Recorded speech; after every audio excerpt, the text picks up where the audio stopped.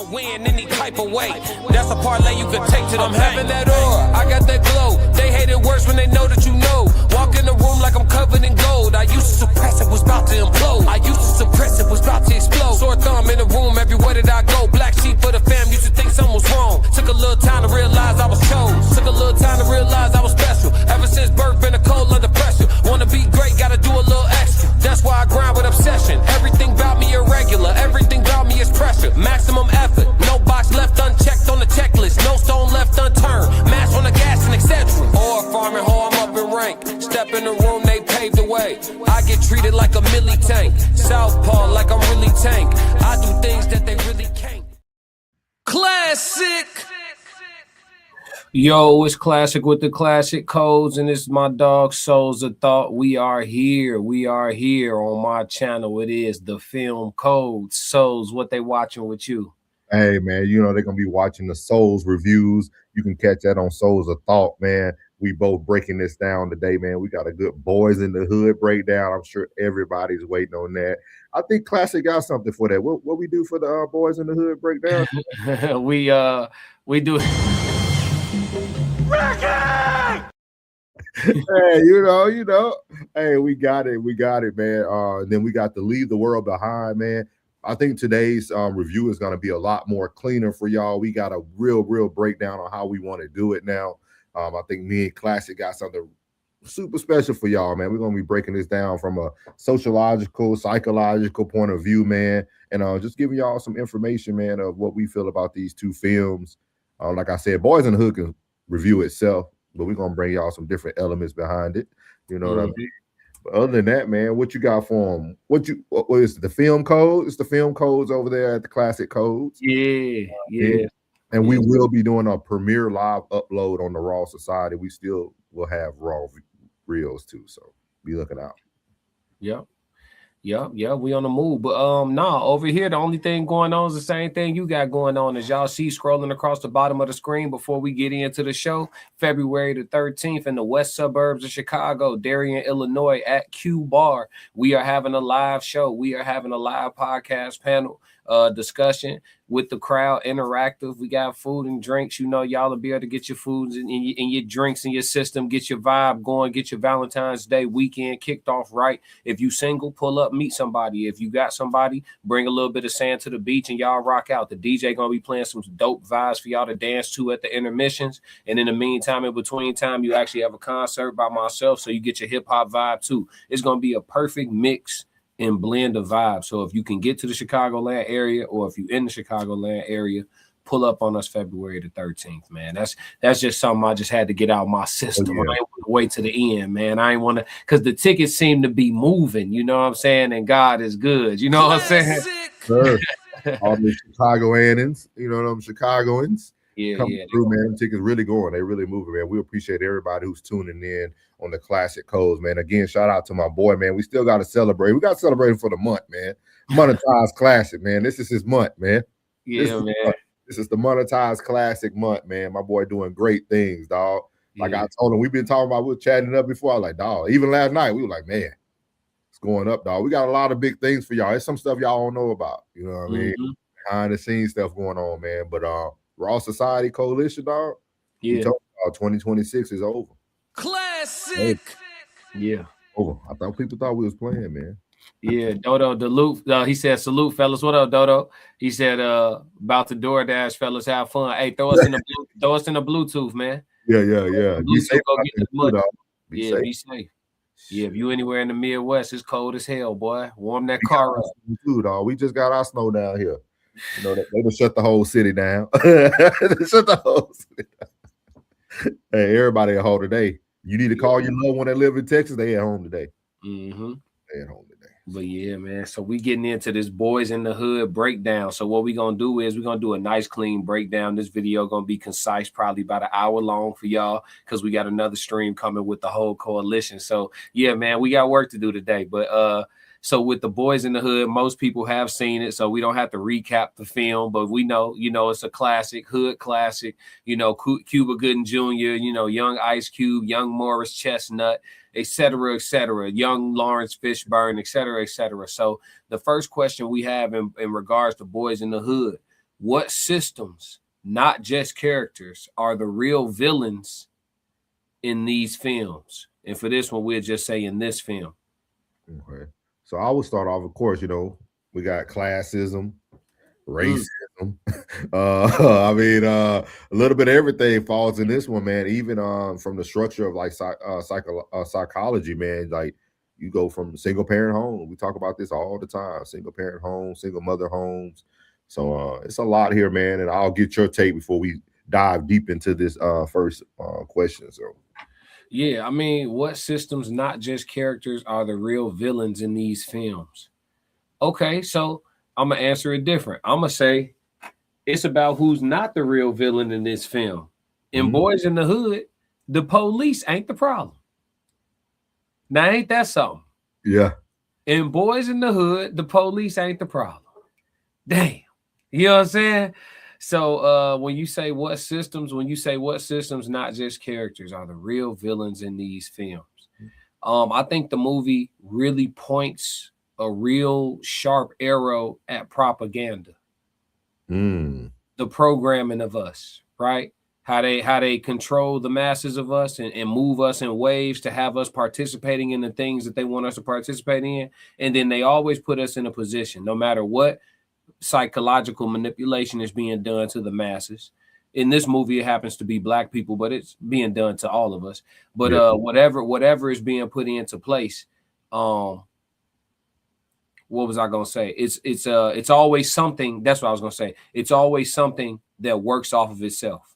Once we implement this, they'll continue it for us. Yeah. Yeah. You know what I'm saying? We don't have to keep the foot on the neck. We just gotta put this in their brains, and then it'll run. It'll It's run like. crazy that you said that though, because the film is built that way. Mm-hmm. So everything that was talked about, so we're gonna break it down for y'all. So everything that was talked about when they were kids, right? Him having to go live with his dad. You start seeing Doughboy mom telling him, hey, don't, you're gonna be in jail, you're gonna be locked up. You know what I mean? Like then it transitions after you see Doughboy get arrested for shoplifting, and like everything transitions and they come back as an adults. Everything had already partook has happened, that everything that the parents said at the beginning. Mm-hmm. Like it's literally the film switched from them being kids being told what their life was gonna look like, Yeah. to adulthood. Boom. Doughboy just get out of jail. He got more weight. Like it's like all this stuff is going on. Like it's crazy when you think about it. Well, does that speak to how powerful the parents' words are? I think so. Because if Joe Jackson told his children something when they was little too, and it wasn't you going to jail, At right? all. It was you gonna be the biggest thing since, you know what I'm saying? Yeah. We gonna be selling out arenas like James Brown. We gonna be, you know what I'm saying? He was gassing. So, and then look what happened. You know what I mean? So it's like it speaks to that too. I think that's crazy that you brought that up. How what the parents spoke over the children then became. Yeah. It's a lot to that movie, man. It is. It's deep. Like why do you think about, like, look how the teacher talked to the mom. You have a job? Are you Yeah. Like, and that propaganda that Classic talks about all the time was displayed right there, right? The white woman punched so hard down on the black woman that she now had to focus on her independence, right? No, I got a degree and I'm about to get this. And like the woman becoming that independent single mom that's very powerful became the most prevalent thing. Mm-hmm. Got to the point where she was like, you know what? I gotta send you to your dad. I gotta throw in the towel. I gotta send you to your dad. Yeah. I got things I'm trying to pursue. You gotta go. Yeah. But you know what? It's a decision that more women should make. And you know what was ironic is that Trey had two highly educated, highly sophisticated parents. Yep. Highly sophisticated mother and father. And though they didn't work out, both of them were so bright. You know what I mean? And it radiated through Trey. And it's crazy how it showed itself. So he was so smart that he was bored and frustrated. They showed him in school. They showed him in class. The teacher teaching false history. Yeah. He's aware already that it's BS. Crenshaw Mafia. Yeah, I rewatched it. I was rewatching it today. I'm like, damn, this me in school. Oh yeah. Drawing, like, man, come on, man. You come on. You come, shorty, come on. But what did you think about this part though? I don't know if you thought about it, but what did you think about the part that did the mom allow the father to mature to be ready to take on Trey? Because if you heard Doughboy Mama, she said he don't even come over here and play cards with us no more. He think he too good for us. You know what I mean? Like, do you think that time that the mom was able to raise the son up to that point was actually healthy for the son because it allowed the dad to kind of go through his, his maturity so that when he got Trey, he was solely ready for Trey? Yeah, I think so. I think that was telling. I think that was put in there on purpose. You know what I'm saying? I think that he probably did have to become a man. You know what I mean? Because they had Trey young. They had Trey real young. So maybe even if it just took for him to focus on what his career or his income path was going to be. You know what I mean? She seemed to have had it. She was a little stable. She was 30. So you know what I mean? He probably just had to get his bread situated, get his mind right. And stop, like you said, stop kicking it, right? Like maybe he seemed like a man who wanted his son. So he like, okay, I want my son, and I know my child's mama. Yeah. She's smart, you know what I'm saying? So she ain't gonna give him to me if I don't get right, you know what I'm saying? So I gotta lock in. So he just locked in. Cause you could tell like he was very principled. Like even from the first day Trey got there, he already knew how he was gonna move with his son. You know what I'm saying? He foot down off rip, rake these leaves. His son give him a little pushback. Hey boy, don't hey. Yeah. I tell you do something, that's what it is. He grabbed his luggage for him. You ain't even got to come in the house. Go and get started. You know what I'm saying? And my man was out there. He didn't even get to come in the house when he first moved over there. He had to rake the leaves first. You know what I'm saying? That's that old fashioned though. Like that's when I was young. I used to hate kicking it with my granddaddy when I was a kid. I'm like, man, he always want me to work. We don't hang out. Cut yards. Yeah, work ain't kicking it. You feel me? He's like, man, but that's how you make a boy a man. You know what I'm saying? The faster you learn, the faster, the better or whatever. So I don't know, but the systems that were the real villains, I would just say propaganda was the animal. So whoever you want to blame the propaganda on. Yeah, that's true. Yeah. Great. That's what I got. Let's get through the comments on this first one, and then we go to the next question. So Ricky and Doughboy mom, let's see, them niggas in the red car. Mm-hmm. They answering the question. So they saying who the real villains were. Ricky and Doughboy's mom was a villain. Explain. Uncle Plug said them niggas in the red car. Kelvin Jackson said both were the problem. Look, these my fries. Plug TV said spoken into existence. Yep. Power of the tongue. Yep. Sir Lawrence Fishburne killed that role. Absolutely. Conversation with Soft Rain said 333. What up, Softy? Yep. So that was for the first question, man. The chat taking it a little light. Let's see if this one get them going. How does fear shape the character's decisions, and what does that reveal about human nature? That's a good question. Oh man. How does fear shape the character's decision? And what does that reveal about human nature? So, man, you could take this in so many different ways, right? So, like, because you got to kind of separate a lot of the characters because, like, the lack of fear actually shaped a lot of the negative characters. Like the young boy Chris, when they went and got Chris, y'all want to see a dead body, dog? Like Chris lacked the fear of like going to the hood. He lived, that's what he did. Like he knew the homeboys, like, you know what I mean? Like, so, but then also that lack of fear for Doughboy showed his courage when he stood up for Ricky. You know what I mean? And, he tried to go get the ball back. You know what I mean? Hit the dude with a little low kick. You know what I mean? Yeah. So it's crazy to think about like fear shaping the character because I don't really think they had too much fear. I think they had a lot of curiosity. But I couldn't say they had a lot of fear because growing up in those times, I mean, the movie opens up and says that there are going to be more black men killed by their own person. And like they already had set the stage for you of South Central, or Cali or whatever they were. So like, it's one of those things that I don't know, man. I think it was more curiosity that would have shaped the characters than fear. I would say as far as fear shaping the characters' decisions, knee along, prolonging, giving Trey that box. You know, her fear of yeah.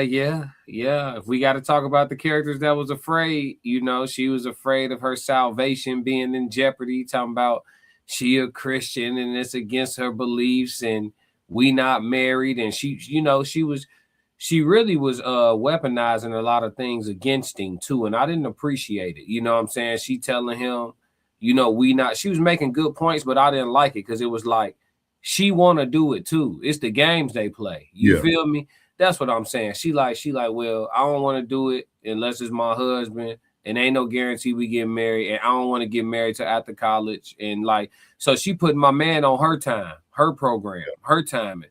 That's the onset of feminism right there.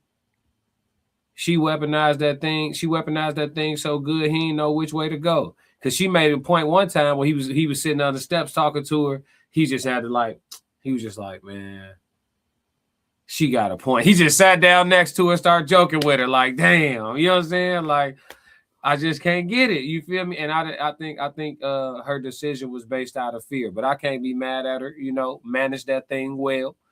Take your time with it. See how serious Trey is. You know what I'm saying? Yeah. But I would be a hypocrite to say I'm mad at her, but she definitely was. It was fear based though, because anytime somebody tell you I'm not doing this because of my religious beliefs, that's normally associated with I don't want to go to hell. You feel me? And that's a fear based thought process. Yeah. I could say the father had a lot of fear. Lawrence. I could say Lawrence had a lot of fear. I think that's why he had so much discipline and so much structure put into place because he knew the environment. You got to think about that first night where Ricky stayed. Now he had to shoot through the door. Yeah, I mean, he had to shoot through the door, and then his son already had to experience like what those Anton blackness looked like. He experienced it that first night with that black cop.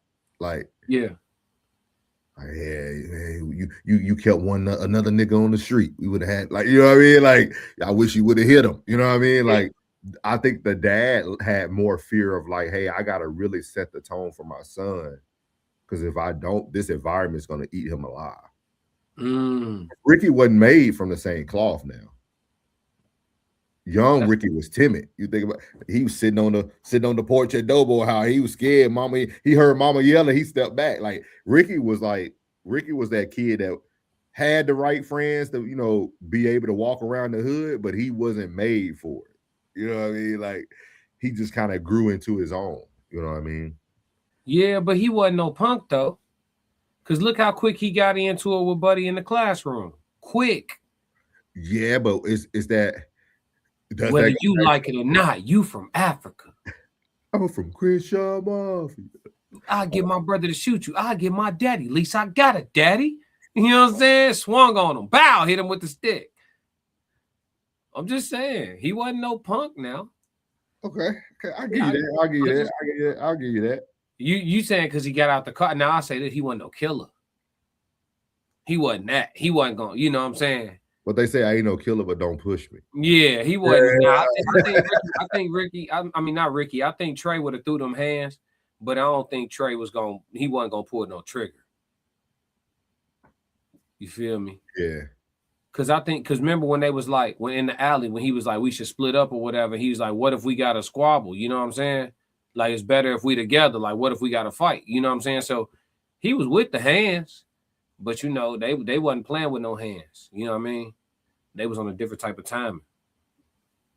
But let me see what the chat's saying. Let me see what they talking about. He knew Trey friends wasn't gonna be shit. He let them be a kid. When they got older, he wasn't as patient. Hey yo, who said something crazy? What you think about that guy getting gunned down in Minnesota by ICE? Oh, here we go. We doing movie review. Oh, great, a couple of blacks. Yeah, for sure. The kind you like too. Stick around. Chanel said, hi people. What's going on? Welcome back. Welcome back. The lovely. Yep, welcome back. So the next question. What do these movies teach us about identity, race, class, masculinity, and trust? That's a lot. Yeah. Let's start with identity.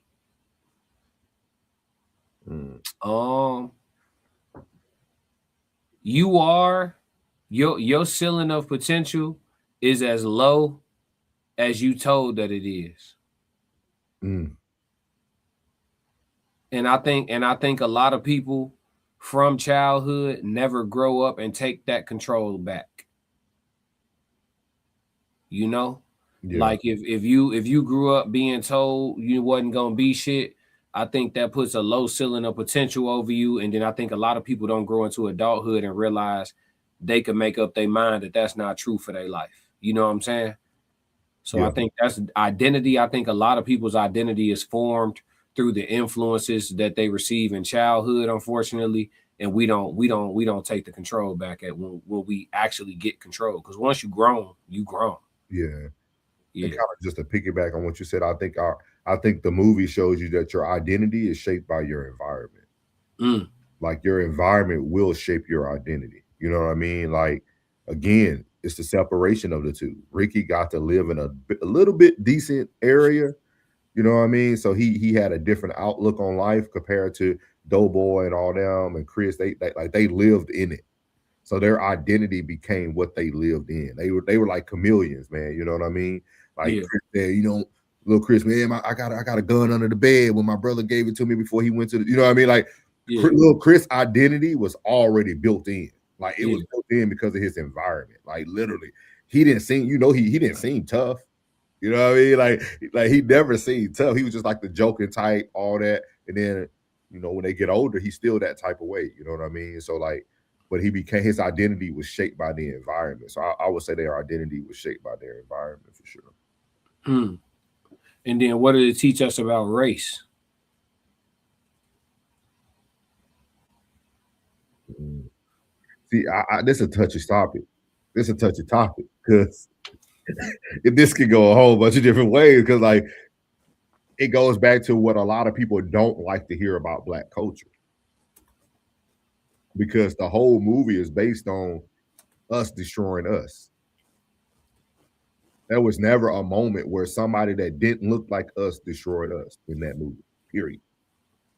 Not I said the police wasn't the problem this time. like it's like, what does it show you about race? Does it like it? This is a touchy topic. This is what a lot of people don't like to talk about, man. A lot of people don't like to hear it.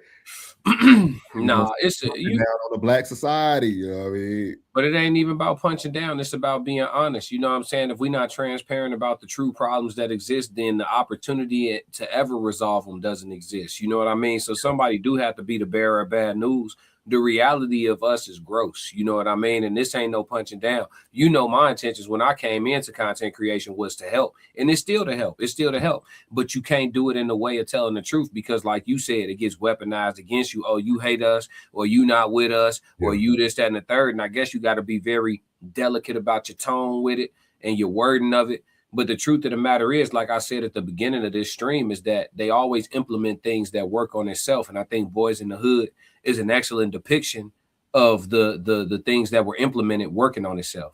Yeah. See, there had to be there didn't have to be any police intervention in the movie. The one time you see the police, they were showing up to help. Eating donuts. Even though they was talking crazy, they were there to help. You know what I'm saying? They weren't there to harass nobody. They wasn't there to overdo nothing. Like all the problems was already built. Lawrence Fishburne depicted it underneath the billboard when he started talking about the liquor stores on every corner and drugs in the hood and the guns and he telling you, like, listen, here's the crazy part. They provide you with, allegedly, all for content. We didn't do our disclaimer. Allegedly, all for content creation purposes and entertainment, of course. But if they provide you with ammunition and arms, they provide you with illegal paraphernalia to partake in for substances. They provide you with liquor stores and churches, a block apart, all over the place. You know, it's clear that we're being manipulated. Yeah. You know what I'm saying? What does a hood do? It covers something up, right? You know, or some people call it a trap. What is a trap? Something you stuck in. You know, like these terms, like that's what I'm saying. We working on ourselves. So when they put the arms in the hood, we decided to use them to kill each other. We could just have a whole military in the hood. Mm-hmm. Y'all dropped the guns off, think we was gonna kill each other, and we decided to take them up and wait for y'all to pull up on some dumb shit. You know what I'm saying? Allegedly, right? Like just like the cocaine being made into crack. Yeah. We've seen it as we can make more money. Mm-hmm. If we break this down a little bit lower, you know what Yeah. I mean? We can make a little bit more off of this, you know what I mean? Yeah. And it's gonna kill you. You know what I mean? And everybody that you care about. So I think it showed the truth about how much the black race is taught to work against itself. Yeah. And how little we are effective at reverse engineering that thought process. Mm-hmm. That's my best way to put it. You know what I'm saying? Do you think the title? So now that that's crazy when you start talking about stuff. Now talking about it, I almost feel like the title was programming. Because when you think about it, those boys did become men. But it talks about the boys in the hood. Like I think that's what they're literally talking to us about the lack of maturity, the lack of growth that goes on. Like Doughboy and them got older, but they never matured. They never grew from the boy mindset to a man mindset. So all their actions were boys' actions. Trey, on the other hand, and Ricky, because Ricky was about to go to college, play ball. Yeah. Those two grew up from boys to men. Yeah. You see what I mean? But when you think about the boys in the hood, everything that was encountered was something that a young boy would do. True. Because Ricky was a father. Yeah. You know, and then Trey he had good influences in the house, you know. Yeah, it is interesting. Let me get to a couple of these before we go to class. Black Mona in the chat, she said, had Trey lived with his mom, his identity would have been different. He ended up being raised by his dad. Agree. I agree. Rigid Vibrations. What up, Rigid? He said, these movies force us to think a certain way. This how we identify ourselves when a black person on TV. That's propaganda. Roxy said, hey, what's up, Roxy? She said, hit that like button, subscribe, and share. It's free for sure. Please do. Black Mona Lisa said, they had street mindset.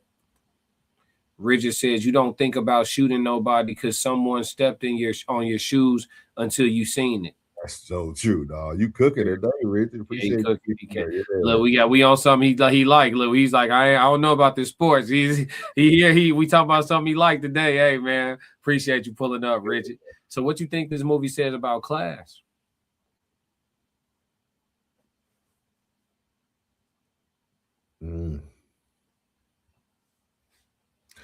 I would say middle class and broke, or what's the word I want? They're linear. Like there is no really true separation. Like there's not too much separation from a person who lives in the hood and a person who lives in the middle class. Like it's not really because you see it today, right? Like you can live in a great neighborhood and still have to go to school with kids who are like what Trey had to deal with in school. Yeah. Like class doesn't really separate you anymore. You know what I mean? It doesn't really, there's no true, like when you being you travel the world, like when you go to different countries, guys, there's poor and rich. Yeah. There's no such thing as middle class. Nah. You see people hanging, drying their clothes on the electric lines in the middle of a highway in Kuwait. Then you go to Kuwait City and they got gold-plated malls with Tom Ford, and you can park at the bottom of the mall and your car get lifted up to the store. Like two different worlds, dog. And nobody giving the other one a helping hand. You know what I mean? Two different worlds, dog. So like I would say, yeah, that's the biggest thing I've seen about class. It just shows you that it's linear. Like they actually are in line with each other. There's no real true separation in America. So could you kind of say it's the same then, poor and rich? Ain't that what you kind of saying? Yeah. Essentially. Yeah.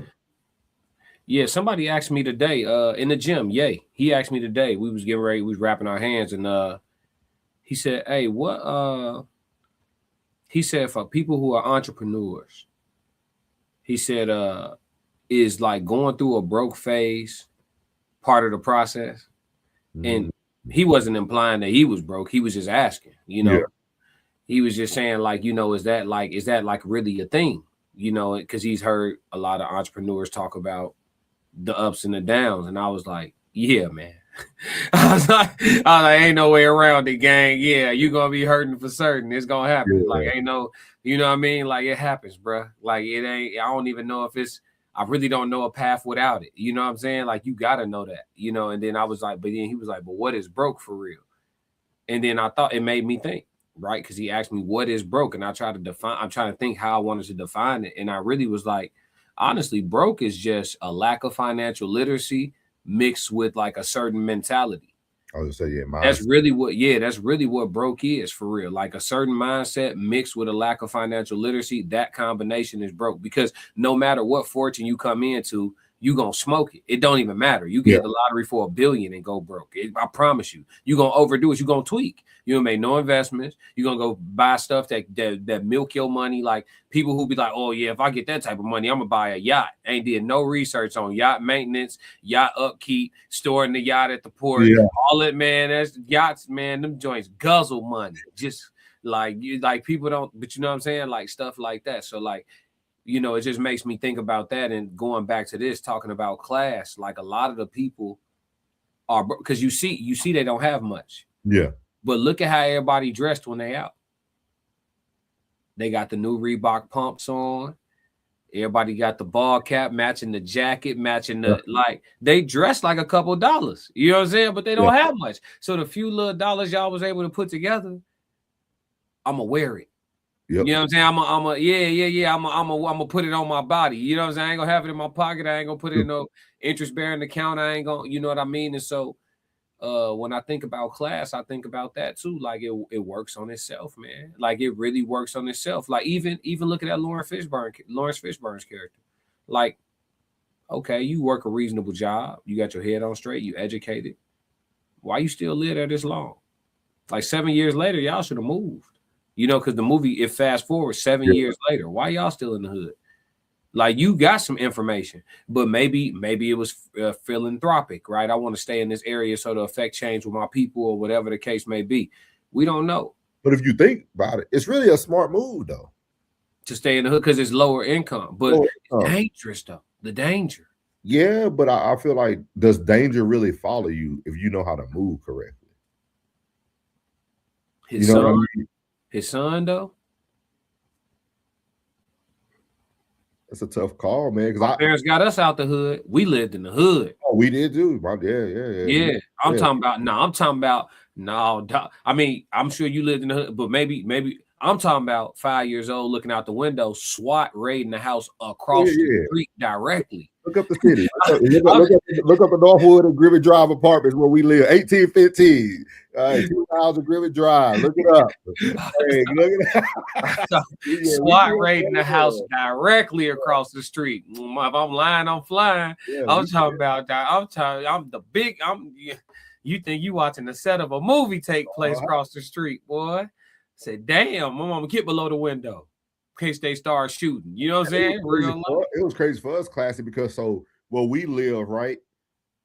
Like pretty much like diagonally, probably less than a mile away was the Cattle Correction Center.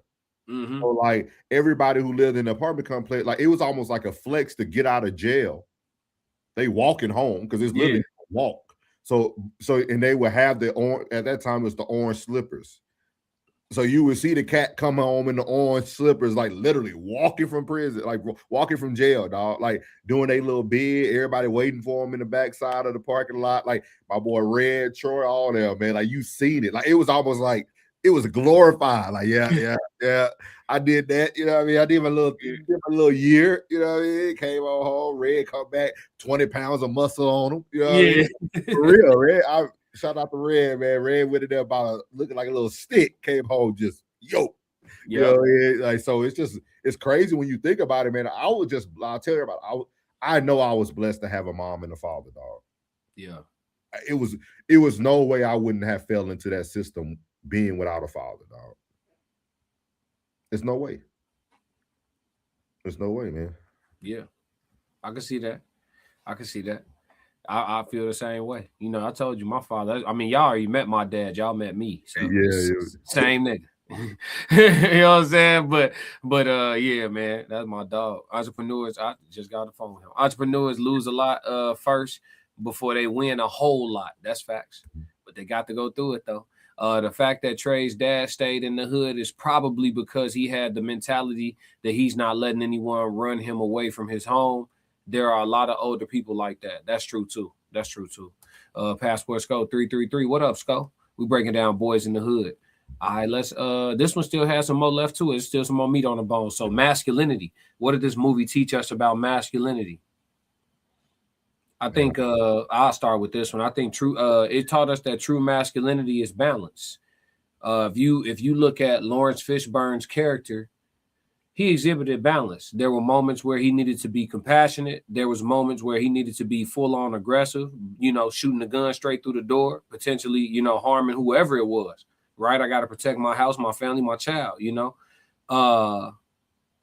and then there was also, you saw him being a player too. Hey, so and so, mama said you cute. I'll tell her she don't never say nothing to me when she see me at church. You know what I'm saying? Like it was, it was everything going on. You feel me? And then look, he knew how to he getting the, hey, pops, can you tighten up my fade? Man knew how to cut his son hair. You know what I'm saying? Like true masculinity, it just comes with keep it a wrist. Yeah. He was meditating. He could feel his feeling his energy. I know my son outside trying to do something crazy. I need my son to come home tonight, but he know he can't do nothing about it either. You know what I'm saying? Like that, just harboring that energy. You know what I'm saying? Like that's the difference between a man and a woman right there. That's why we got to call it masculinity, because a woman in that situation, Trey done jumped out the window. He done came home trenched in blood. He done jumped out the window, hopped in the low rider. You feel me? Mom's is probably irrational. She might hop in her car, riding around South Central. I got to find my baby, you know what I'm saying? Get herself in a line of some real anything, you know what I'm saying? If that's a woman in that situation, it plays out totally different. But yeah, I think that's what I take from it, and that's the character that I look at. I look at Lawrence Fishburne's character when I think about it. That's the first character that came to mind. And then just to kind of give you guys a different view, because Lawrence really is the only one you can look at. So look at it from the other side of the token is that the lack of masculinity, what it creates. I think that's the biggest side that you can see, right? Like the lack of like emotional intelligence that Ricky and their mom had just talking to her kids was the same lack of emotional intelligence her children had. Like the lack of masculinity created their downfall because they didn't have masculinity. Like, and it also shows the world that women are so emotional. Like this woman's so emotional that she can't even speak to her son with respect. She's comparing her son to his low down, dirty daddy. Like think about that. You know what I mean? So like, it's just crazy when you think about it. Like, I think, like you said, you hit it right on the head, but I think also just the lack of masculinity, it shows up very, very heavy in the movie. So yeah, even Ricky's overreaction to being bumped into. Hey man, what's wrong with you? Like he just turned right up, 0 to 100. That's kind of crazy. Like even the lack of protection that Ricky had. I mean, Doughboy was right there. Yeah, but I'm talking about like just the like now, dog, the hood won't really touch the star like that no more. Yeah, but it looked like they was rival gangs though. Yeah. It appeared because look, they clearly, I think they was from a Crip neighborhood because Trey car was royal blue. And Doe would wear black and white, but he always wore that Raiders hat. I don't know what that mean in LA. Yeah. You know what I'm saying? And then Ricky's school was blue. So he used to wear his blue jacket around, but we know in LA, they play colors out there. Yeah. So school or not, you know what I'm saying? You just moving around blued out. You feel me? And the brothers that they got into it with, all red. Red everything, red turtleneck, red snapback, red. So it, without saying it, seemed like it was, gang vibes. So off the rip, they never expressly said it, but it's like you could presume it, and they ain't dress them like that for nothing. You know what I'm saying? So it's like I think it has something to do with the gang activity type situation, and like you said, they really didn't touch the star. But if your brother is rolling and we, you know what I'm saying, it's like We don't care if you running back or quarterback or none of that. You finna be, you know what I mean? Mortuary. That's what they was on. So it's like, yeah, but I think that was a real feminine interaction too. You know what I'm saying? Yeah. Even it was one overreaction to the next. You feel me? So they clearly wanted an issue because he bumped into Rick on purpose. So he wanted an issue. You feel me? Rick's overreaction though, and then followed by Doughboy's overreaction. Right. So Rick, what's wrong with you? They turn around. Is it a problem? Doughboy jump out the car, let everybody know he brandished his weapon. I'll shoot the joint up. Okay. So that's the second overreaction by brothers with the same mama that you just pointed out. Yeah. And then they go to the car and grab a semi-automatic and look sound like it had a switch on it. And he go let some rounds off in the air. That's another overreaction. Ain't nobody got a daddy. You know what I'm saying?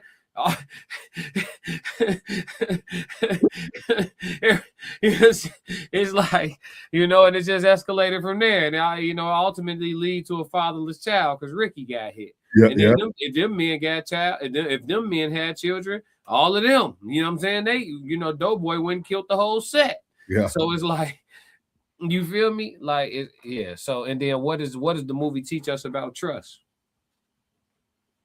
I think, and this, I know a lot of people, it probably go over people's head, but like, I think sometimes you got to trust people who don't live the same lifestyle you live. Like when you think about, I mean, all their stuff started as kids, dog. Like Doughboy told Ricky, man, don't bring that ball, bro. Yeah. Like your brother literally telling you, like, bro, don't bring that ball, bro. Like you already know what it's gonna be like. Just don't bring the ball. Just a lack of something that small, that lack of trust. Like, you know what, my brother's he ain't bothered. He ain't trying to tell me what to do. He's really trying to tell me, like, hey, we trying to go have a good day in the hood today. Just don't bring that ball, dog. Yeah. Don't bringing that ball. He ended up getting punched, kicked. Then, like, so like you think about it, man, like, and his brother even knew, like, his daddy gave him that ball, man. Like, he understand, like, Doughboy understood the sentiment of everything, even as a kid. Yeah. But the lack of trust because of the way they live life. You know what I mean? They were in the same household, but treated totally different. Yeah. Doughboy getting cussed out, brushing his hair. Ricky come in with a Pop-Tart in the mouth. Mama, oh, there go my baby. You know what I mean? Yeah. Like, so like, I just think it's one of those things that I think sometimes you have to trust those, even though they might not be living the same lifestyle as you.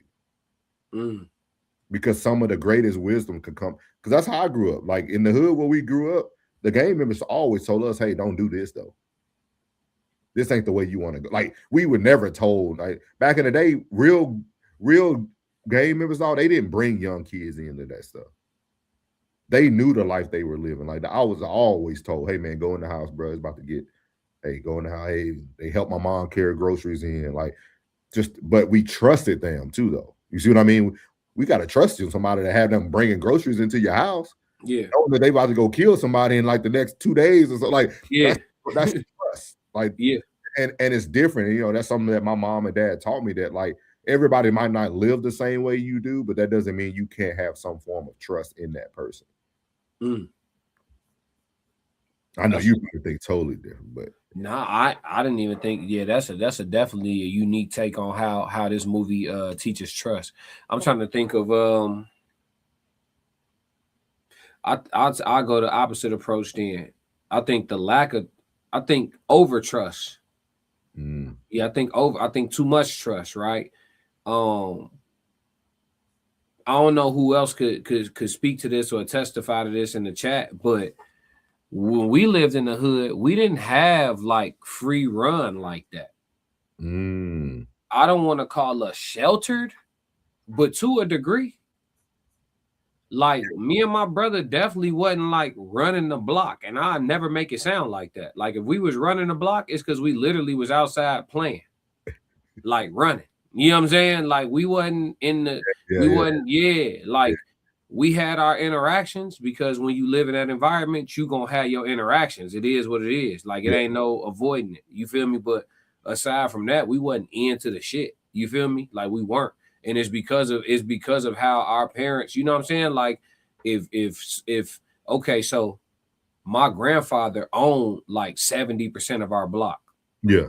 So if the tenants that he know in his units wasn't on their porch, because he rented to a lot of elderly folks. So like if them folks wasn't on their porch, we had to play in the back. If Miss So-and-so, Mr. Such and such, like, you know, the houses was like, you know what I'm saying? Like, y'all don't know how the city blocks is in Chicago, but like the way the houses is like house, gangway, how it's two flats, these two flats. So it's multiple people in each unit. So it's a base unit, upstairs unit, and then some people will use their basement if they had it situated. So like, yeah, so you got a bunch of renters, right? Or people who own they joint and they rent one of the other units they ain't living in. So boom. So the units that he owned, that my uncle stayed up the street, my auntie stayed next door, we stayed next door on the other side, and then my grandparents stayed in the middle. He owned all them cribs. He owned some houses across the street. So he owned half our block, right? So if certain people wasn't sitting outside, G, you got to go play in the back. Yeah, y'all play in the backyard. Yeah, ain't no, because directly across the street from us, Four Corner Hustlers, Body Snatcher unit. You know what I'm saying? That ain't nothing about what. Yeah, and then right next to that unit, vacant lot, just open, and the vacant lot go from the street straight back to the alley. You see what I'm saying? Now that could be used to get away or to come pull up. You see what I'm saying? That work a lot of different ways. You feel me? And then we had a vacant lot. So yeah, certain people wasn't outside. Them elders wasn't, and they'll make the everybody need to go in the house, because it'd be a situation where they done slid and did some shit. Yeah. And it might be some heat coming through the block. You see what I'm saying? That ain't nobody asked for. But they're going to give you the courtesy, like, you know, it's hot. It's hot. Hey, listen, I'll tell you, I ain't going to do too much, but because I don't want to dox myself. But if bullet holes in the front stoop, you know what I'm saying? Like my mama had to push us in the house carrying groceries because somebody slid right. Our street was a one-way. I'm talking about they'd drive up the one-way, shooting up the one-way. You know what I'm saying? Like, yeah, bro. Like we can So when I watch Boys in the Hood, I'm like, all that free run they had as kids to just be walking a mile away from the crib, boy, we wasn't doing that. We might not even be here. It was dangerous like that. Just even though it's me, my brother, even if me, my brother, my cousin, and then my big cousin, if we all go walk together, it still ain't okay. No, y'all not stay on our block. Don't go past Uncle Bill crib. Period. You feel me? I catch your ass past that stop sign. It's gonna be, and then might as well slide on our block. Me and my brother, we almost got pressed in the vacant lot. Some shorties who have free run like Doughboy and them. They just turned into hood tales. Me and my brother in the vacant lot, we playing baseball, just the two of us. They come over there 5 strong. On our block though. You feel me? My brother got the little plastic baseball bat. I ain't got nothing. You feel me? Now he the big brother. He's supposed to get us out this pickle. I'm following his lead. He ready to squabble. It's 5 of them, 2 of us. I'm little. I'm 3 years younger than him. He little. You feel me? It's our block. He understood, like you said, Doughboy. He understood like this our block. So we outnumbered. But shit, even if we got to take a L right now, like we can't go for this. Yeah, we can't go for this. I ain't get it. I knew we was outnumbered. I'm like, shit, we got to skedaddle. Bro, they start. We in a vacant lot. It's broken bottles. It's rocks. It's bricks. It's, you know what I'm saying? This shit can get real bad. You know what I mean? And I'm like, I want to tell you, I'm like 5, maybe 4 or 5 years old. Yeah, I'm little, bro. Like I'm not. These kids his age. He like, what's up? They throwing rocks. He trying to hit him with the bat. I'm like, that's not baseball. You know what I'm saying? Like, what? you feel me? Like, that hood shit get real, bro. But he had to show you what masculinity looked like. Nah, he did. He had to show you, little bro, hey, we might take a L today, but we're going to stand strong. We're going to stand strong. But you know how he learned it? Some dudes came to our door looking for our cousin. He tried to get out of the game. You know you can't get out. Yeah. So it's only one way out. So he tried to get out. You know, luckily for him, he moved, you know what I'm saying, and never got touched. He moved away, you know what I'm saying, with some family out of state. But they was looking for him. You know what I'm saying? They was looking for him. You want to get out? All right, we're going to show you the exit. You know what I'm saying? They come to our door, press us. Boys in the Hood, this is turning the hood tales, y'all. Follow me. So they come to the door, press us. They got them things showing. You know what I'm saying? All of them strapped. Yeah. My brother go to answer the door. We live upstairs in the 2 flat. So he come down, open the first door, and then there's the door to get into the foyer to where you go into either unit. So they at the front door. So he come out that door, he go to the front door. My pops come down behind him, obviously. He not letting them answer the door by himself. He come behind them.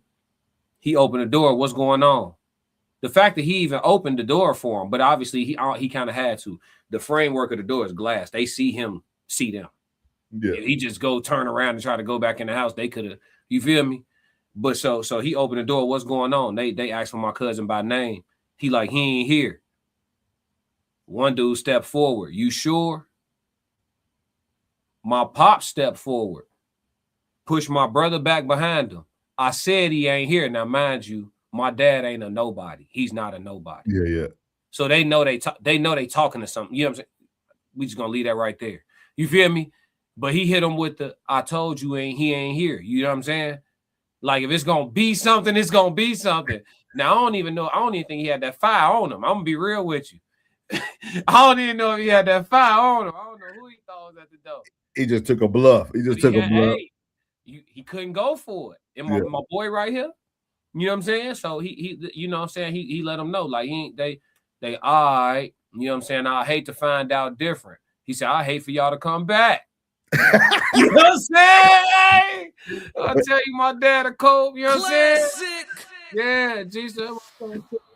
Hey, look, so my brother learned how to hold the line. You know what I'm saying? Yeah. That translates, bro. It's this movie, it say a lot. Like, you being in the inner city, me being in the inner city, like, we know what it is, bro. Yeah. Lessons that's valuable that you get out of that, but it's a whole lot of nonsense. Hey, isn't it funny though that your dad had to match they crazy? Yeah, well, but regardless how it was gonna go down, like, yeah, I would hate that. I would hate for you to come back. Yeah, like so now one of us gonna second guess it, right? Yeah. Should I come back? No. You know what I mean? Like, so like sometimes you gotta match people energy, dog. Sometimes you gotta match people. Like, sometimes you gotta match people. We'll talk about that later. Sometimes you gotta match people energy, dog. Yeah. And be okay. It'd be okay. Every L ain't a bad L, dog. Nah. As long as you don't lose your life, you straight. Yeah. Real talk. Look, my dog. Look, he done came and joined us. What's going on? Oh, you want to what up, Ted? Yo. What's happening with it, brother?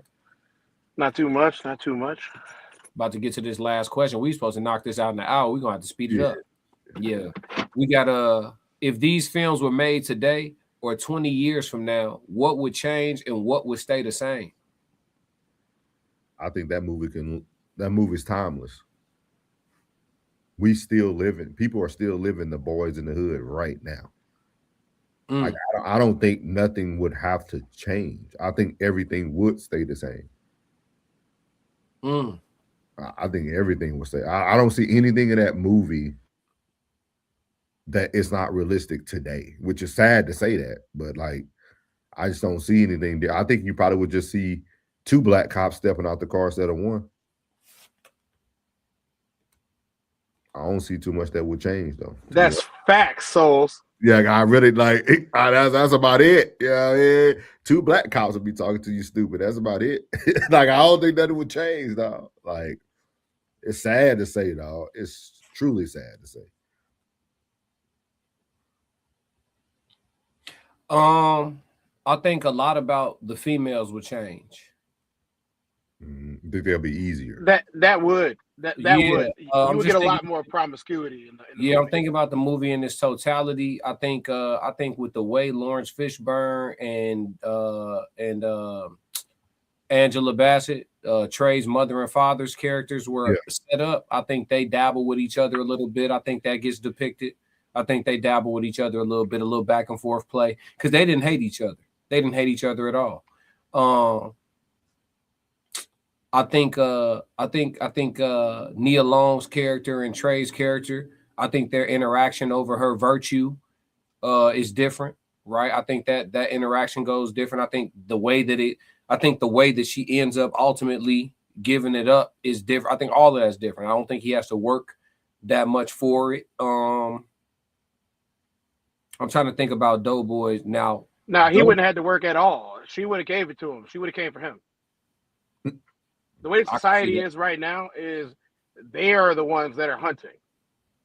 I can see they're that. going to get one they want. Like, it's crazy when you think about it. For example, social media posting, right? All that social media posting and thirst trapping that they do is them hunting. And the guys think, oh, it's just for attention. That is not for attention. She posted this for the specific person that she know is on her timeline. And when he responds, that's when she going to release whatever she got going on. She might delete the post just after he saw it. But she posting it for one person. She want that for, or the 5 people she messing with. You know, there's a you know, the dichotomy there. But that's what's going on. You're 100% right about that. I feel like she would have been going after him if he was somebody to be valued. She would have been going after him in today's society. But I will say, Doughboy and Ricky's mother would be the same. Yeah. But instead of cigarettes, it probably would have been some cannabis, allegedly for content creation purposes and entertainment. That's what I think. You probably swap out some of the paraphernalia, but yeah, for the most part, though, I think the happenings and the way some of the things played out, I think you could pretty much. It's timeless. It's close enough. It's close enough. Yeah. But yeah, let's move, man. Let's move. We moving into our next film, which is Leave the World Behind. And for this one, we actually gonna have fun. Okay, so we're gonna play a quick little trailer for y'all, and then we're gonna do some fun questions that kind of just, you know, push the envelope a little bit. Let's get it. I went online this morning and I rented us a beautiful house out by the beach. I figured if I made the reservation and packed our bags, it would eliminate most of the reasons to say no. Oh, this is nice. Kids look so happy. The Wi-Fi isn't working. Get a pad. I'm so sorry to bother you, but this is our house. This is your house? We were driving back to the city, then something happened. You want to stay here, but we're staying here. We need to get them out of here. I need to think everything's gonna be okay. Everything is gonna be okay, isn't it? We are seeing ongoing cyber attacks across the country. Something is happening, and I don't trust them. Everything I know, I have told you. I don't believe you. I will do anything to protect my family. What you do is your business. Get in the car right now!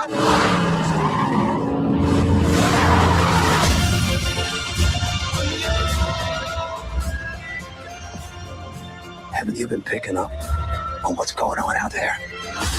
Whatever it is, it's happening to all of us. I just want to know, what is the truth?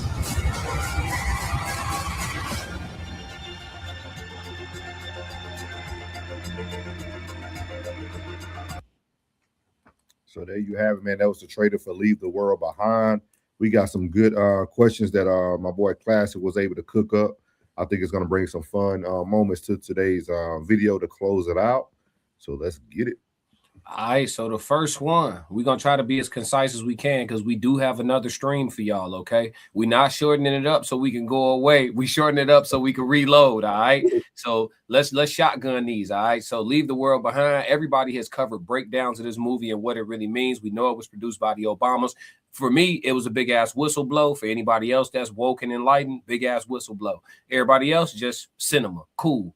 So question number 1, the blackout test. If the grid went down right now, no internet, no phones, no GPS, no news, which type of people would survive the first 72 hours and why? And who panics first? Anybody can answer. Let's try to keep them short.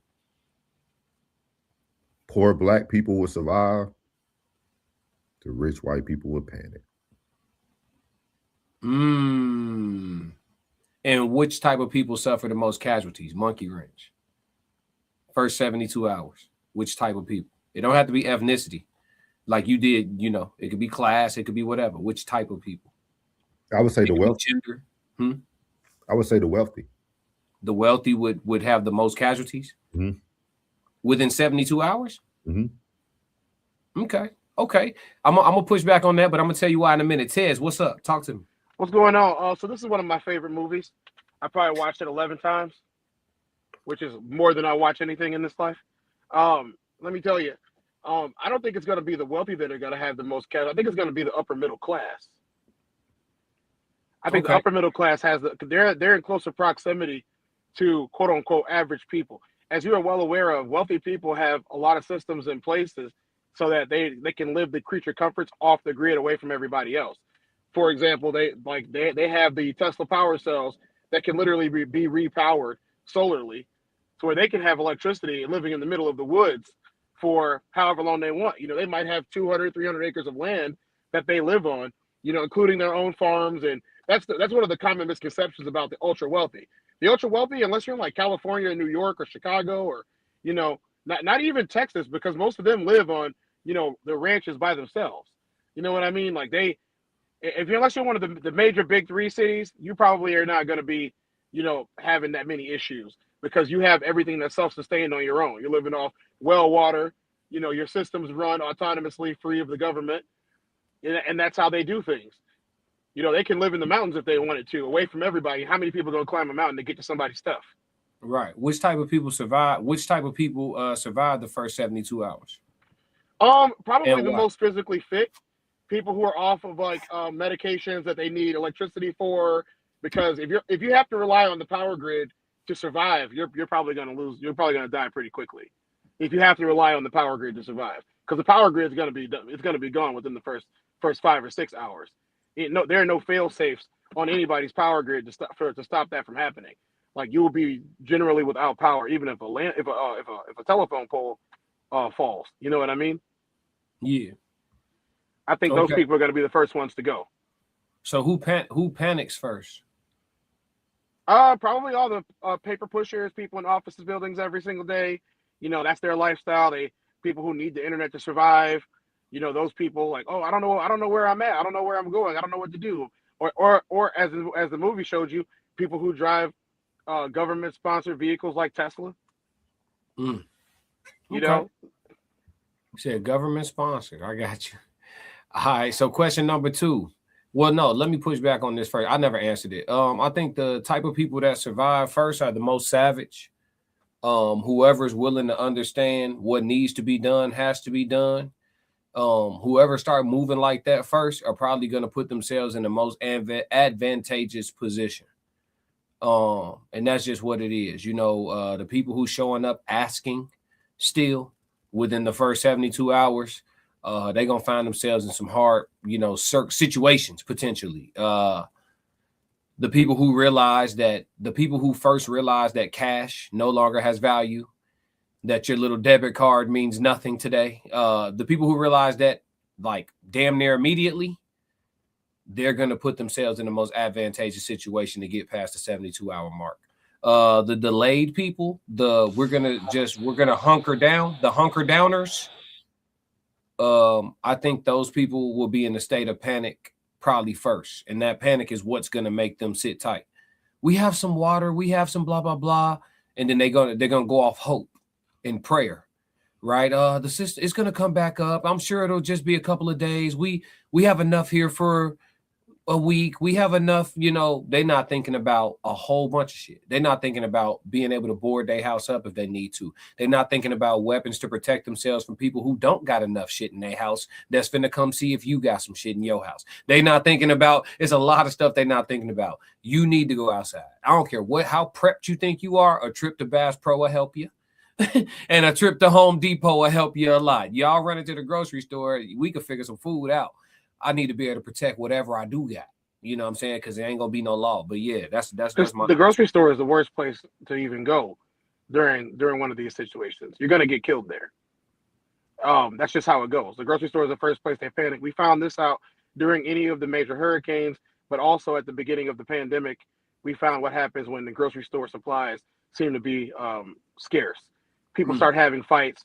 You know, there was a lot of arrests around that time, and there wasn't even enough officers on the street to take care of the people that were causing issues inside of those stores during the pandemic. People were hoarding toilet paper, if you remember. They were having fights. Like, could you imagine that being on somebody's record? They got arrested for toilet paper fights. I love the whole toilet paper thing. It just let me know how much I'm gonna flourish when it start looking all Book of Eliish outside. I'm gonna flourish because if they can get y'all fools to think toilet paper is a valuable resource during a shutdown, I'm gonna win. I'm gonna win for sure. You know what I'm saying? I'll probably have a whole state to myself.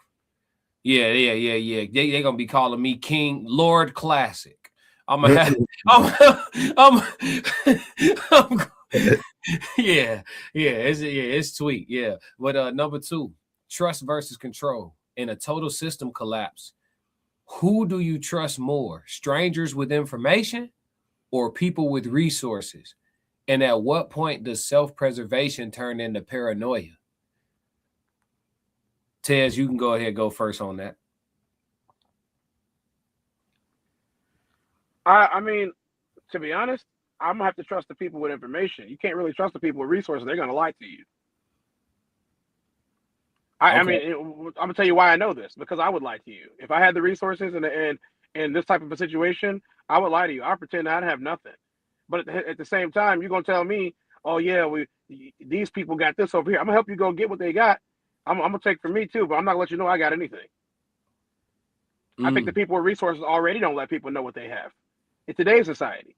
The people with the real resources, you don't know what they really got, but they got it. Okay, and then at what point does self-preservation turn into paranoia? It doesn't. Shit, for you. Self-preservation can't turn into paranoia unless. And what do you mean by paranoia? Because are you talking about the guy that's boarded up in a room by himself, or are you talking about the people that's like don't trust nobody? Yeah, I mean they're both paranoia. Well, I'm gonna lean on the side of the guy that's like don't trust anybody ever for anything. Don't even trust me. That has to be a thing. I mean that's paranoia though. So at what point does that set in? If you're smart, immediately. That's more my answer. Yeah, that's more what I was. Yeah, thinking. if you are situationally aware, that's gonna set in immediately. And to be honest, I have that now when it comes to people. I don't like sitting in restaurants where I can't see the door.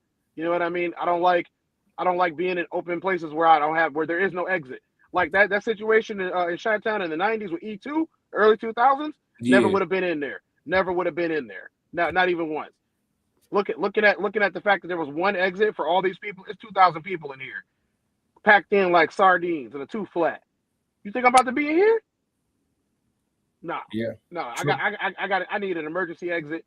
You know, I need a place to stash. You know, whatever I need to stash. All of that. Yeah.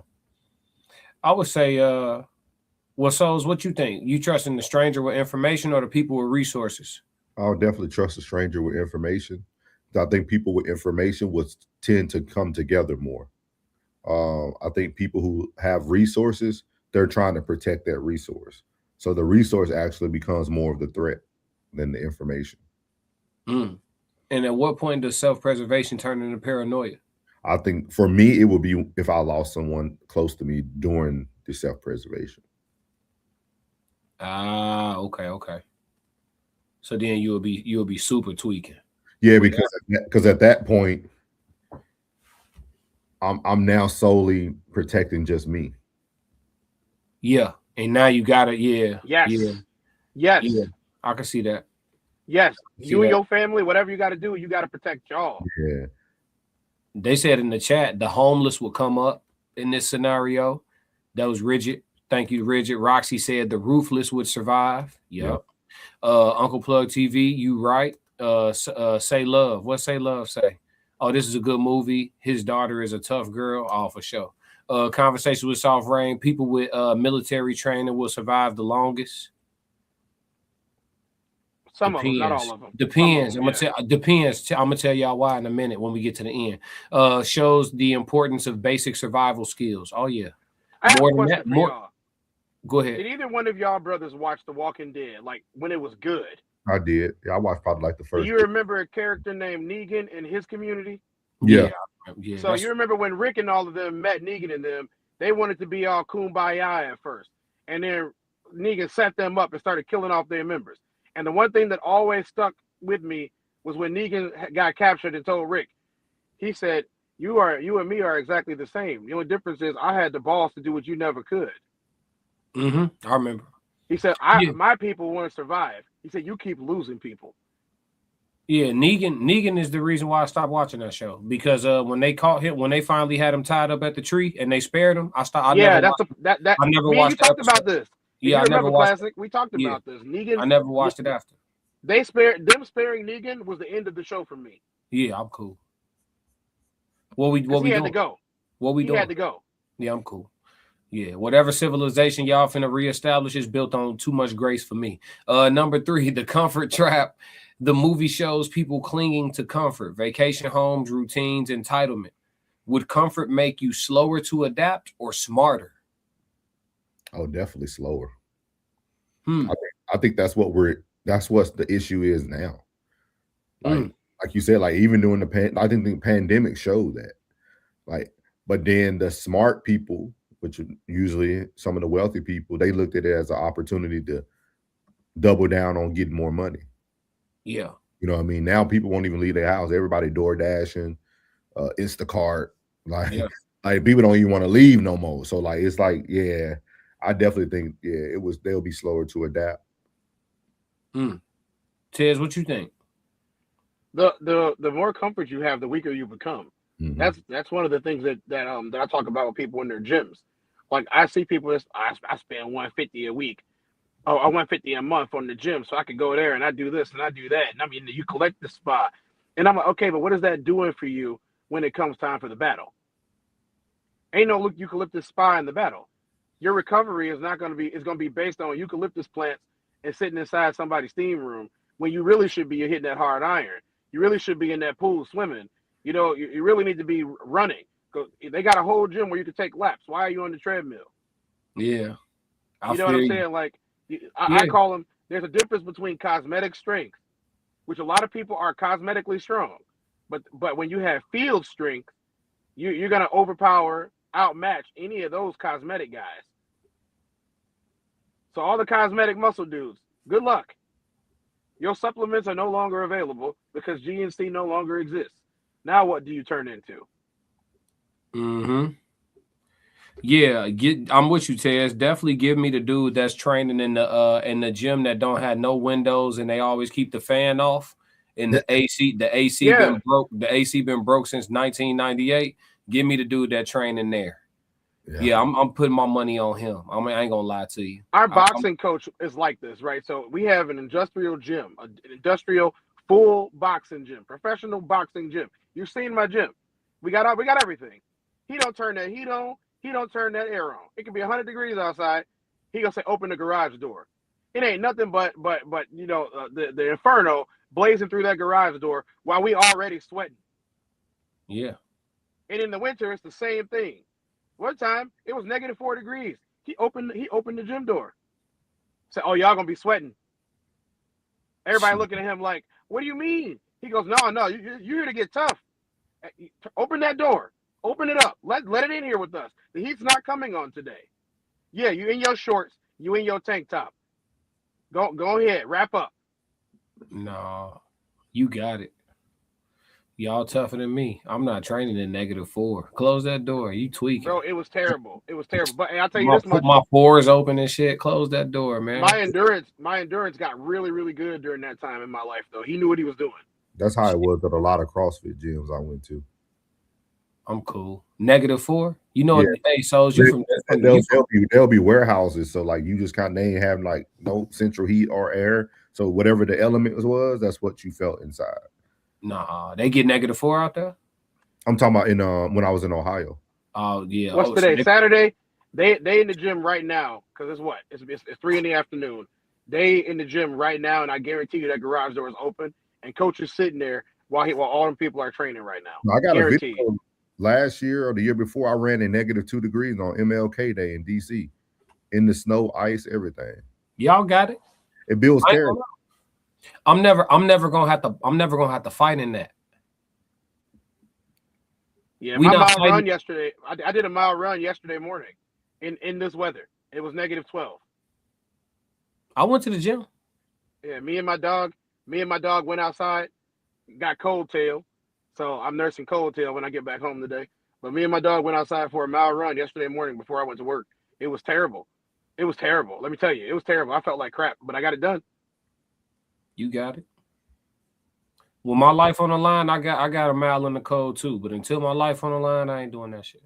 Y'all got it. But I got it. I know I can. That's all. That's enough. You know what I'm saying? I mean, if I didn't work out here, I would probably say, if I didn't work outside all day, I would probably say that I wouldn't necessarily feel so passionate about doing it. But because I have to work out here, and that's where the crazy people are, I have to be ready to face the elements. Hey, get busy. Y'all, hey, listen, y'all got it.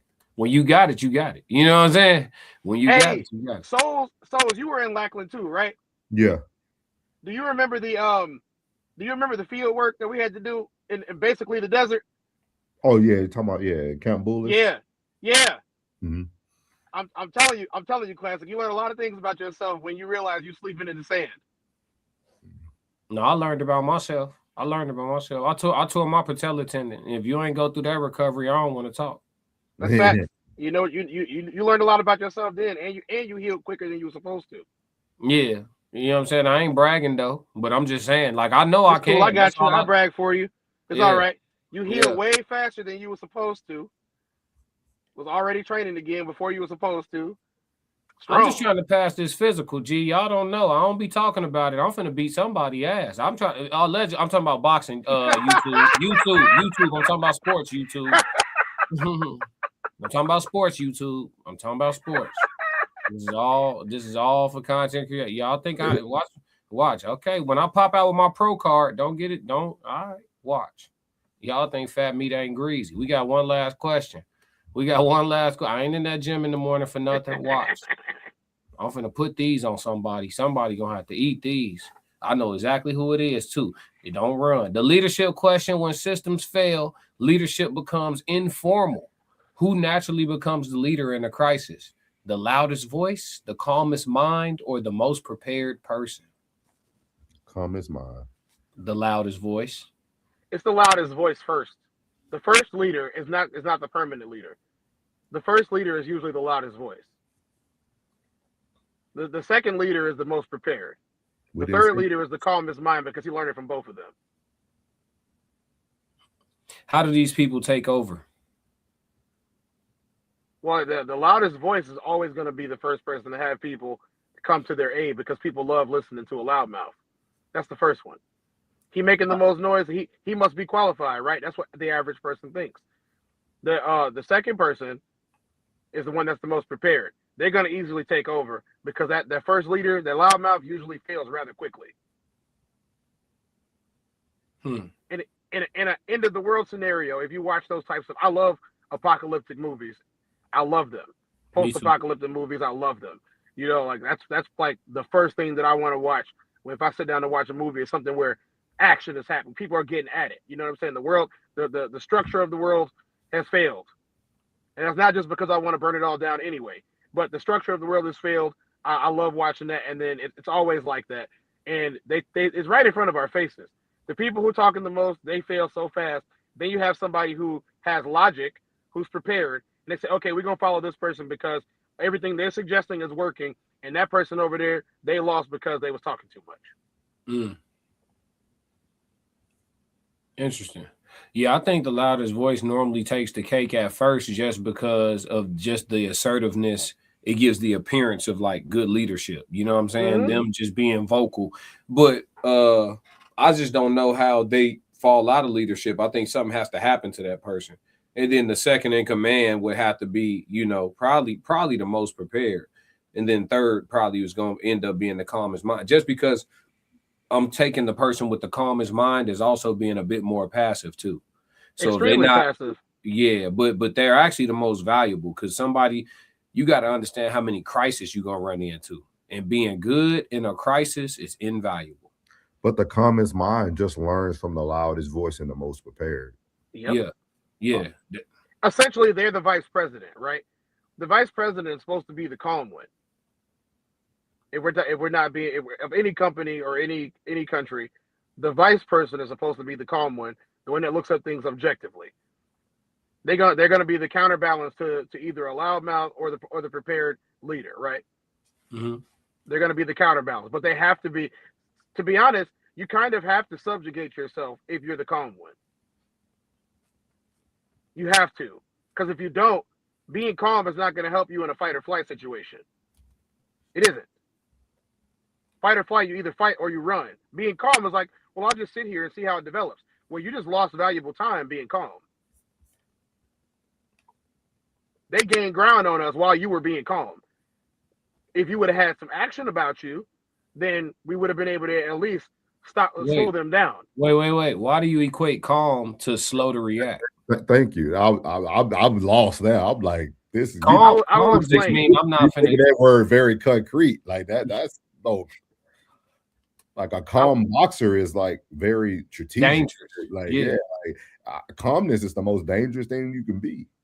Fight or flight. There's no such thing as calmness in fight or flight. That's what I'm saying. That's why I said it that way. Yeah, but you can't. You do that. You're putting two things that don't go together. You can't do that. If you calm, your fight or flight response is not going to be the same. But they don't go together. Look at this. Shed Light. What up, Shed Light? Welcome to the chat. Shed Light said the loudest is not always heard. The most prepared is never really prepared enough. So I'll have to go with the calmest mind. Mm-hmm. I like that too. I like it. I don't think there's a wrong answer there. I don't think people know how valuable these conversations are, though. Y'all should kind of be having them. I'm just saying. Because like the grid going down is not an impossibility. Okay, so in closing, before we get off of here, because we got another stream to run. All right, so in closing, I'm gonna just throw an impromptu question in here for y'all, so we can just have a little bit more fun with this. Lights go out right now, Wi-Fi, GPS, everything go out right now. Your first 3 moves, allegedly, and if you don't want to give your real first 3 moves, lie. It's the internet. Because if it become a real thing, somebody be like, "Ooh, I remember what he said on the stream." You know what I'm saying? But just for the sake of fun, what would be your first 3 moves, allegedly, hypothetically?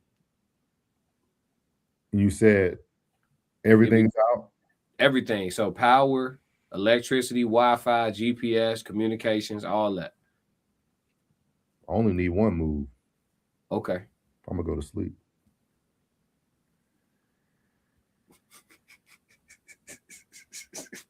I'm gonna give me some rest. While everybody else is in chaos, I'm gonna give me some rest. No, I feel you. I'll sleep on it. Like they say, I'm gonna sleep on it. I'm gonna sleep on it, wake up, and see what I need to do next. You're a wild boy. You was wild. I'm using that first 24 hours critical. It's critical. But I feel you, Tez. What's your first? You gotta get you some rest in there, classic. Shit, I'm gonna rest in a minute. I gotta make it to a certain location. Tez, what's your first 3 moves? Well, my first 3 moves were made before this happened. So I don't really talk about those too much, but just know that I don't have a problem with communications. The people that I need to talk to know how to reach me, and I know how to reach them, especially those in my household. We won't be staying at my house, no matter what my house looks like. We won't be staying at my house. We'll be moving to another location that's undisclosed for privacy and safety reasons. Basically, I'm on the move. Let's just say that much. I'm on the move. My first move is to use the methods that I have in place, and independent of any public gatherings. I don't need people for this. Move me and my family to the places. My nuclear family, I should say, to a more secure location, which is disclosed at the moment, and then which we can do rather easily with the way that I have this planned out, and then pick up the supplies that are there, and then we move from that location to even more secure location. But we're on the go. You know what I mean? We got to be on the move. We're gonna avoid major roadways, and especially the city. You don't want to be anywhere near a city when this is going down. There's too many variables in a city. Yeah, I mean, you want to get out the city. Densely populated too, so yeah, too many variables. But I know where we're going. I know how to get there, and we would be fine for probably at least 5 years, in one spot. I probably wouldn't stay in a place for 5 years, but if we had to stay somewhere, we'd be fine being there. There ain't nobody around for a long way, and if anybody did find us, we would know. Yeah, I feel that. Yeah, my first 3 moves would probably be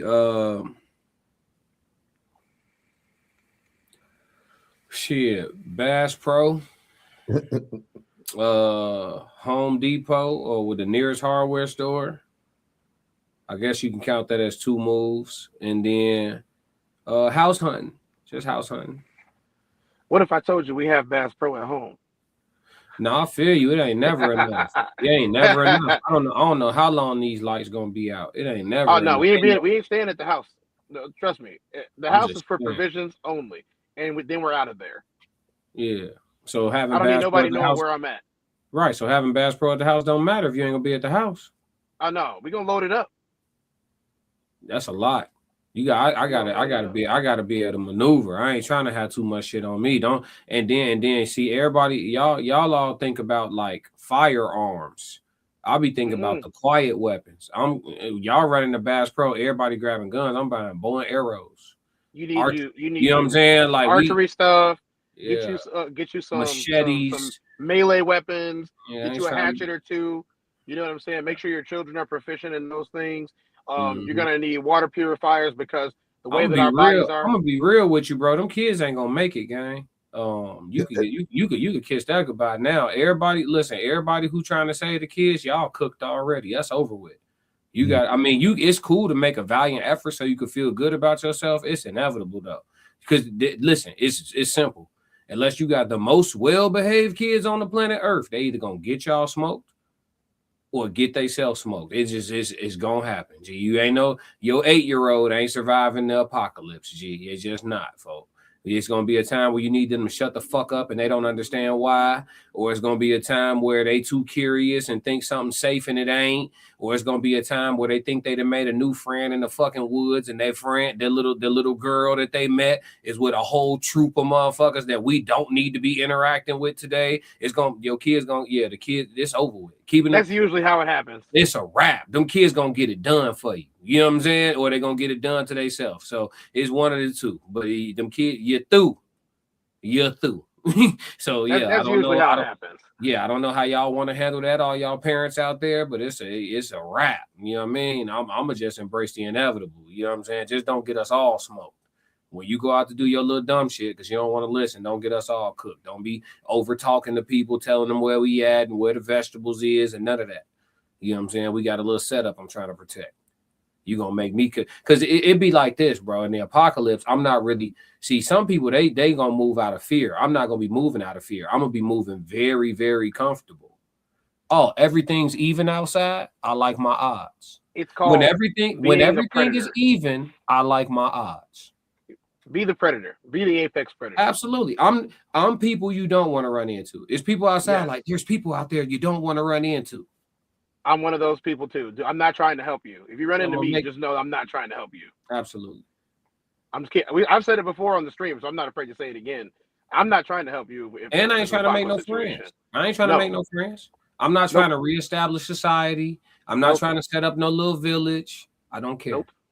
I'm not trying to make no friends. You can't sabotage me with no damsel in distress. Someone please. Nope. I'm not saving nobody. He's gone.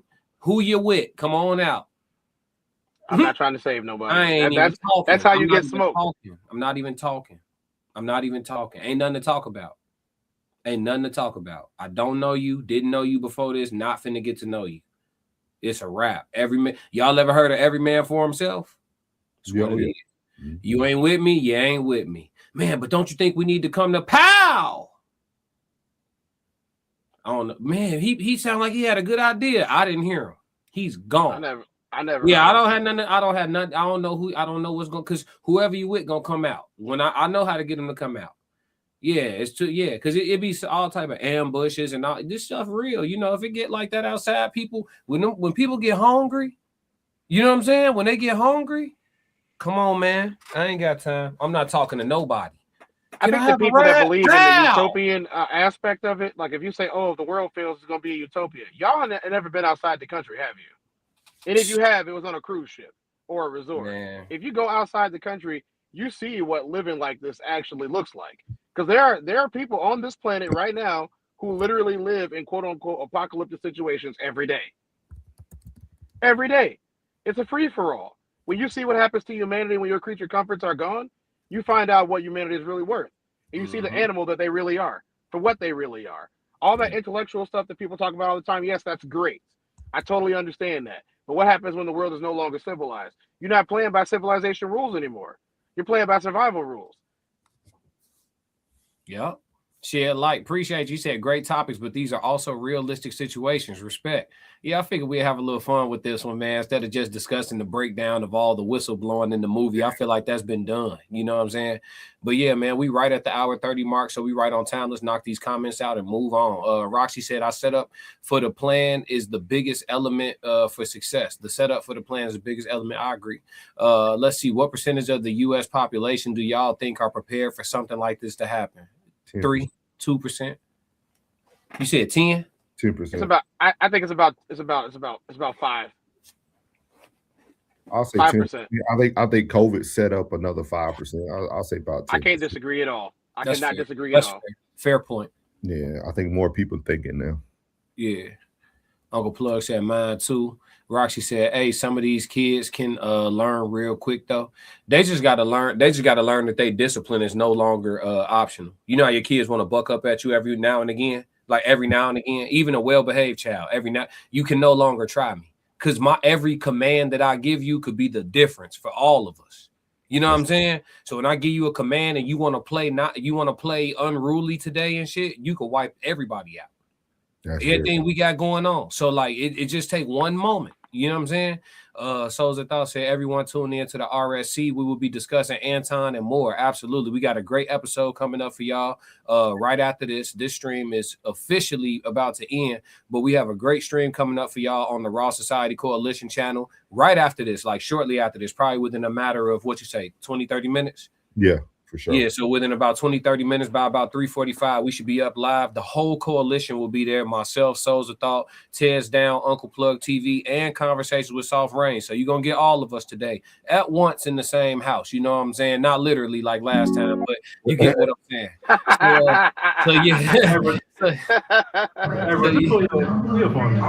Man, we got a lot of things to discuss, a lot going on. So make sure that y'all tap in at the Raw Society Coalition channel in about 30, 40 minutes time and see what we got to talk about over there. We appreciate y'all tapping in with the film codes on my channel and Souls on your channel. What did they just watch? They just watched the Souls reviews on my channel, man. And then we're going to be uploading this on the Raw Society Coalition as a premiere. So anybody who missed the beginning, you could be able to actually do a live chat with us as well. When we premiere this on the Raw Reels at the Raw Society Coalition. Oh, yeah. Oh, yeah. So, man, y'all enjoy this promo on the way out and catch us on the next live stream here shortly. Yeah. I'ma win any type of way. That's a parlay you could take to them. I'm having that aura, I got that glow. They hate it worse when they know that you know. Walk in the room like I'm covered in gold. I used to suppress it, was about to implode. I used to suppress it, was about to explode. Sore thumb in the room, everywhere that I go. Black sheep for the fam, used to think something was wrong. Took a little time to realize I was chose. Took a little time to realize I was special. Ever since birth, been a cold under pressure. Wanna be great, gotta do a little extra. That's why I grind with obsession. Everything about me irregular, everything about me is pressure. Maximum effort, no box left unchecked on the checklist, no stone left unturned, mash on the gas and etc. Or farming hoe, I'm up in rank. Step in the room, they paved the way. I get treated like a milli tank, southpaw like I'm really tank. I do things that they really can't.